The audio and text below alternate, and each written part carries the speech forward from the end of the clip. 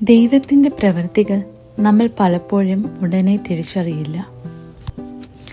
നമ്മുടെ കണ്ണുകൾ കാണാത്തിടത്തും ഹൃദയം തകർന്നിരിക്കുമ്പോഴും ദൈവം പ്രവർത്തിച്ചു കൊണ്ടിരിക്കുന്നു.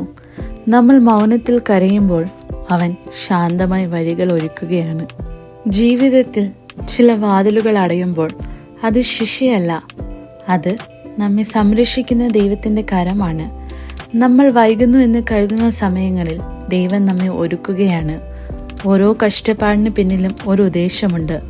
ഓരോ കണ്ണുനീരിന് പിന്നിൽ ഒരു സാക്ഷ്യമുണ്ടാകും. ഇന്ന് നിങ്ങൾ ആശങ്കയിലാണെങ്കിൽ ഓർക്കുക, ദൈവത്തിൻ്റെ സമയം പൂർണ്ണമാണ്. അവൻ്റെ പദ്ധതി ഒരിക്കലും പരാജയപ്പെടില്ല. വിശ്വാസം കൈവിടരുത്, പ്രാർത്ഥന ഉപേക്ഷിക്കരുത്. ദൈവം നിങ്ങളെ മറന്നിട്ടില്ല. ഇപ്പോൾ നിങ്ങൾ കടന്നു പോകുന്ന വഴിയിലൂടെയാണ് നാളെയുടെ അനുഗ്രഹം വരുന്നത്. ദൈവം ഇപ്പോഴും പ്രവർത്തിക്കുന്നു, നിങ്ങളുടെ ജീവിതത്തിലും നിങ്ങളുടെ നിശബ്ദതയിലും.